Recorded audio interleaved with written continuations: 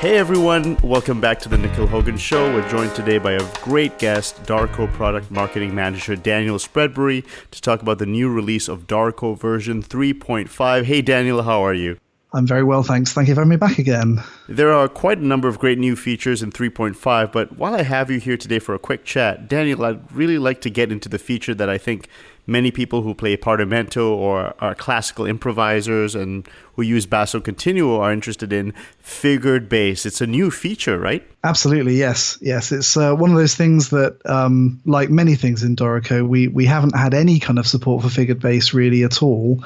And then when we do eventually take the time to add it, we really try to do the best job that we can, so that, you know, we go from having basically no figured bass feature to having what I hope is the most sophisticated and most musically intelligent figured bass feature of any notation software. Before the Dorico version of figured bass in 3.5, what was, if people wanted to use Finale or Sibelius, Muse Score, what would they have done with figured bass, and how is the new version from Dorico differentiated with what's out there right now? Yeah, so I mean, to be fair to Muse Score does actually have a fairly simplistic, but nevertheless, you know, somewhat musically intelligent interpretation of figured bass. But Finale and Sibelius, and to my knowledge, all other notation programs basically just treat figured bass like any other kind of text.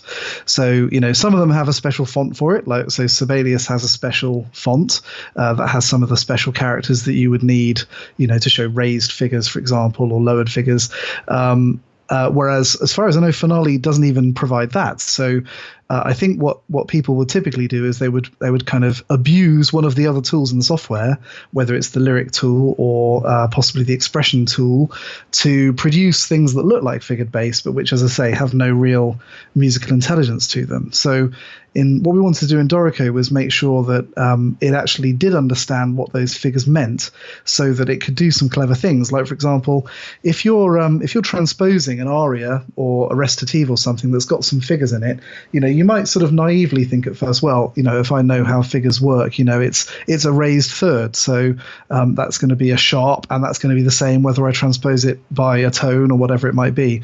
But of course, in fact, that's not true. And what you may find is that when you transpose a piece, because the accidentals are relative to the key signature, it may now need to be a natural, and that won't be reflected in the figured bass in another program. So, you know, what you find when you need to transpose something is that you actually end up having to transpose all the figured bass by hand.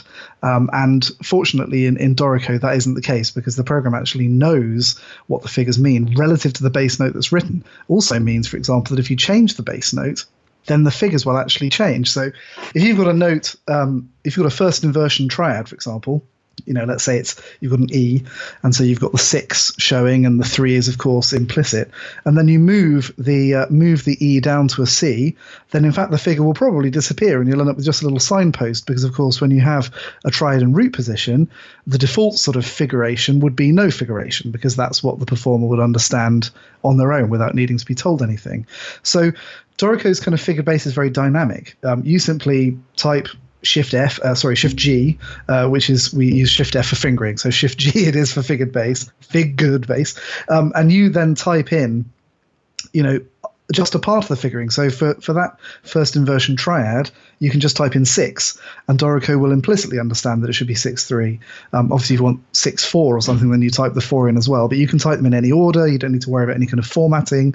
They're automatically formatted. And because they've got this musical intelligence, you can also do things like, in fact, for somebody like me, who I did do a bit of figured bass in my undergraduate studies, but it's not something that I'm very expert in.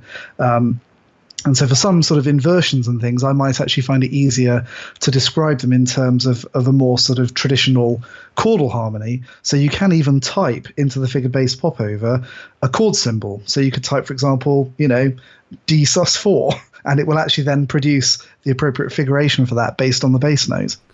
I'm so glad that there's a letter still available in the keyboard that we can still use figured bass with. Can I just ask you, this is a side question, but did you guys plan to map out all the keys for different functions? Yes, that's right. Well, I think we're up to 22 of the 26 letter characters for popovers now, so there's still a couple left. But yes, what we will probably do is, in the future, we could well imagine, because one of the things that we didn't specifically target with figure bass in this version was to make it a kind of more general purpose harmony analysis tool. Obviously, figured bass is often used these days in academic papers and things in conjunction with things like Roman numerals, so you'd have your 5, 6, 4, for example, and that would actually be written out with a Roman numeral V and then the 6/4 to the right of it. And at the moment, our figured bass is focused purely on that kind of performative. You're doing an edition of a Baroque or early classical piece, and you want to create the figures for it rather than analyzing it. But obviously, we know that Roman numeral analysis is important. There's also function symbol analysis here in Europe that's quite widely taught in Germany and some other European countries, as well as things that use things a bit more like our sort of conventional chord symbols. And so what we plan to do is to kind of expand the figured bass feature in the future so that it's able to cope with some of these harmony analysis use cases as well. And we'll probably do all of that from the Shift G popover when we eventually get there, rather than then having to use up 2 or 3 more, one for Roman numerals.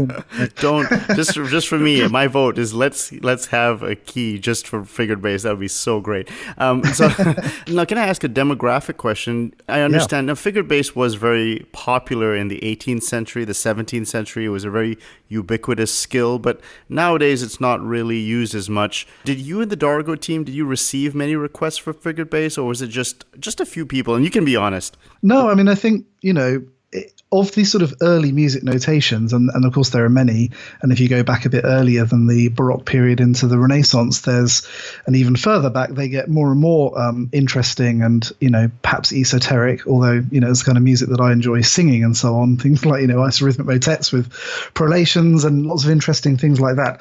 But yes, I think of what you might call a sort of early music feature, then figured bass is certainly the one that we received the most requests for. But yes, in comparison with features that perhaps a wider cross-section of Dorico users might be interested in, it's a little bit down the list, and that's why it comes in version 3.5 and not in, say, version 1.2 or something. Chord symbols obviously would have had to have come before figured bass, and indeed they did back in version 1.1 all those years ago.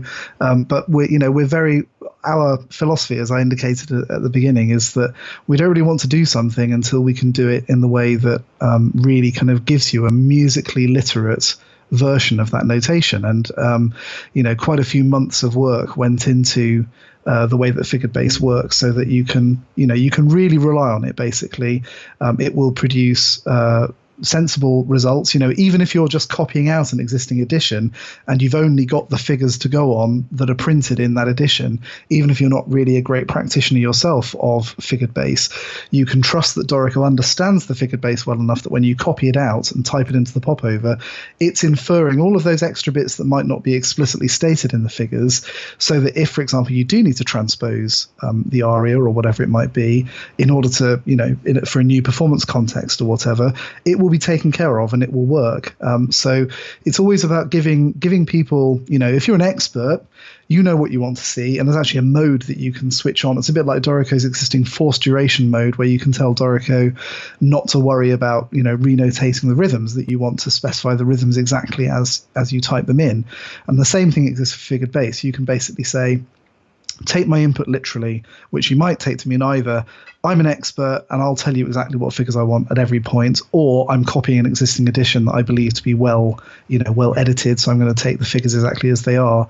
But as I say, if you're like me and you've got a bit of a working knowledge of figured bass because you did a bit in your undergrad studies, but if I was doing a piece, say with my choir and some soloists and a cellist and a harpsichordist or something, and I needed to prepare an edition or something, then I would have the confidence, not being an expert on the period, that I could use the feature to create the figures that I would need for my performers to be able to perform that piece. You mentioned in the forum that the team used F.T. Arnold's book on thoroughbass. Is that right, as a reference? That's right, yes. That and the Albrechtsberger book as well, yes, which is kind of that good summary of kind of late Baroque, early classical practice, really. Yeah. This is a smart figured bass system. Is that okay with all the different, like, for instance, someone like CPE Bach and his father Johann Sebastian Bach, they might not have used Roman numerals or fundamental bass concepts, but is the smart system, you can kind of just do your own kind of thing and it won't override, like, because is it tied to a key or is it tied locally to that beat, or how smart is that? Yeah. Yeah, so it's actually based on the prevailing bass note at the position of the figure. So yeah, it's very localized. Basically, at the point at which you create the figure, it looks at what the bass note is there, works out what the notes that are implied by the figures that you type, or even the figures that it implies, that it infers rather, based on what you type. So you type 6, and so it says, okay, well I'm going to assume that's a 6/3. So I've got my bass note is an E, so I know that the notes that I actually want are a G and a C, and it will then basically store those, so that if you then, as I say, change that bass note, it knows that, oh well, it's still C, G, E. It's a triad. It's a C major triad. So it's all based on, when you input the figures, it kind of builds its knowledge of what the harmony is at that point, based on the combination of the bass notes and the explicit and implicit figures that you put into the popover. So yeah, it's very responsive, and again, it means some clever things can happen. So if you copy and paste that figured bass onto a different note, then it will show you the figures that produce those notes. So if you take that G and the C implied from a 6/3 basically on an E, and paste that somewhere else onto a C, it will know that should be 5/3 rather than giving you a 6 again. So it's really quite smart. Very cool. Now, if some maniac like a jazz musician said, I want to take my D7 flat 9, raise this, raise that, can that be converted into a figured bass notation? Yes, I mean, obviously that we're limited, that we only show a maximum of 4 rows of figures, which matches. Somebody on the forum actually did manage to show a special effect at the beginning of a piece, a flourish that was figured with basically all the scale degrees. So it's kind of like, you imagine the harpsichordist going blah, blah, blah, blah, blah, like this, and this was figured as a kind of special effect, a big pile of, I think it was actually 7 figures. I forget the composer now, but I think in all of the literature that we looked at while we were really working on the feature, we found that obviously 2 or 3 figures is pretty common. 4 is pretty uncommon. We didn't find anything more than 4 in the literature that we did. So if you did type in your D7 flat 9, sharp 11, whatever it might be, then you'll only get some of those degrees, but of course the lower ones might be able to be implicit. So obviously that would be a dominant 7th. So some of the scale degrees could be implicit anyway. So it would, I don't know exactly what it would give you. It would be interesting to try. I think it would end up giving you just the higher, more colorful alterations on that in the figures. If I type in like 13, would that come up as like 6? Yes, so it will. We're looking at the moment. It sort of doesn't deal with compound octaves in the version that's out right now. And again, we've had some feedback from some people, even in the 2 weeks since the program came out, that again, there's normally figured bass doesn't indicate voicing that way, but sometimes it does, and particularly in the more kind of advanced figurations of the later Baroque and possibly early classical, somebody might really not be indicating the harmony, strictly speaking, but also giving the performer a bit more of an idea of the actual voicing that they want to use as well. In which case, then having figures above 9 is useful. So we're looking at doing that. But yes, for right now, it will kind of transpose them into the octave rather than giving them in the upper octave. If you put like a sharp sign, does it go to the right of the number, to the left, or is that customizable? That's up to you as well. Yeah. But by default, of course, there's a set of engraving options that you can change in the engraving options dialog. And, there's all sorts of different rules for when a sharp is shown, when the figure is shown with the sharp. All of these sorts of things are totally customizable. And then, of course, you can also, if you're telling Dorico, hey, take my input literally, you could even, on a case-by-case basis, say sharp 3 in one figure and then 3 sharp in another figure if you wanted to. Can I spell out the voicing? So if I wanted 6/3, but maybe I wanted 3/6, can I do that? No, so at the moment, Dorico, as I say, is kind of agnostic to the order that the figures are actually specified in the popover, and it will kind of put them right way up in inverted commas, as it were. So it'll put the higher figures above the lower ones, regardless of which order you type them in. Or will that be a function maybe in the future I can override if I want to put a very specific voicing? Is that something the team might put in? Yeah, I think if there's a use case for it, we're always open to it. I think that the reason that we that we went for the way that we did it in this release is that we want to, popovers are they're very cool and people quickly get used to the idea of popovers, but what we don't want people to feel is that the syntax that they have to provide in order to type in these things via the popover is too restrictive. So that's why we wanted to make sure that whether you typed 4-6 or 6-4 or just 6 or whatever, that it would give you a sensible result without you really having to think too hard about it, because as you're reading the figures you might naturally think, oh well, I read them upwards, or you might naturally think I read them downwards, and we didn't want to make the program sensitive to that when you type them in. Right. And there's the German tradition, of course, of figures, but there's also the French and the Italian. I noticed the German have like a kind of a plus sign. The yes. Italians have an X. The French have their own kind of thing. Are these all in the system as well?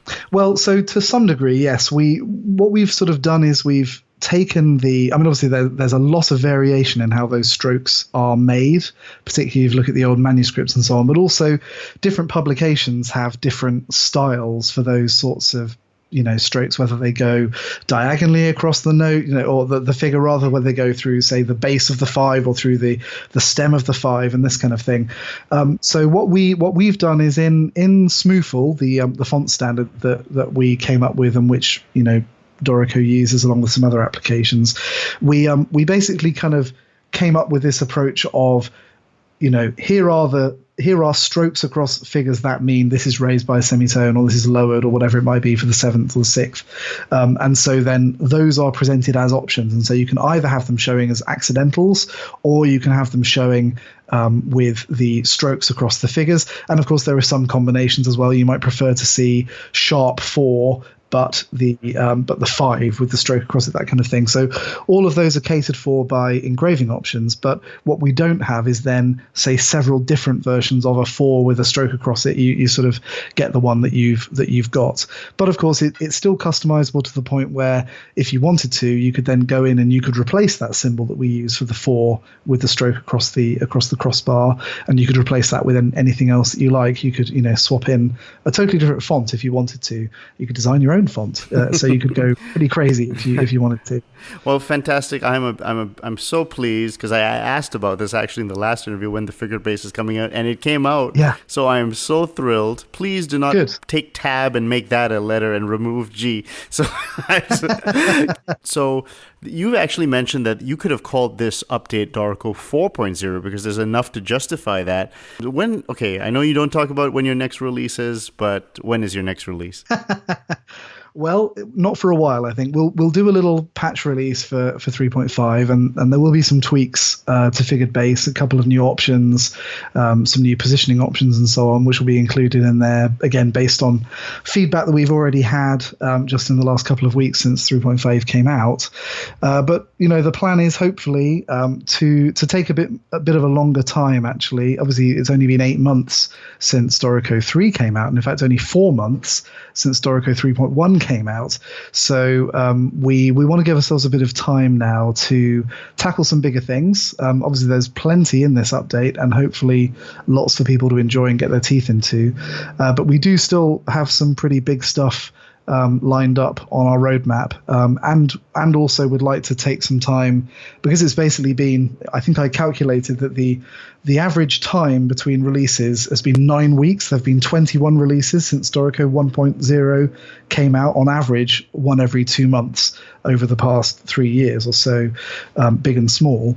And so what we would like to do now is to have a bit of time to take care of some things that, you have to maintain complex applications like Dorico in terms of addressing what we call technical debt in the biz, which is where, you've written a whole load of features, but then maybe they end up not fitting together exactly as you want them to. And in order to keep the software in good health for the future, then you need to take some time to address some of that. So part of what we'll be doing next is to try and work on some of those things so that the code base and the architecture of the app remains in tip-top condition, condition. And then we do also have some other big features planned for the future that we would like to be able to take a bit more time over. So not for a while is the short answer, but you can be sure that we have plenty more exciting things up our sleeves. Wonderful. And I would be remiss actually to end this conversation. You're British and you're also a singer. I'm not sure, yes. Do you know Professor Nicholas Baragwanath? He's got a new book out on solfeggio with Oxford University Press coming out, I think, in October. I just was wondering if you Brits know each other, keeping up to date, especially singers as well. So I was just wondering. No, I don't know that, but I'd be very interested to read that. It's got that whole hexachordal solfeggio, which is really interesting. Nice. So anyway, just thought I'd mention that because you're both British. So, and there are enough of us that we haven't all met each other. But anyway, the great Daniel Spreadbury, Dorico product marketing manager. Their new release is Dorico 3.5. Go get it right away. It's got the figured bass. Daniel, thank you so much. Thanks, Nikhil.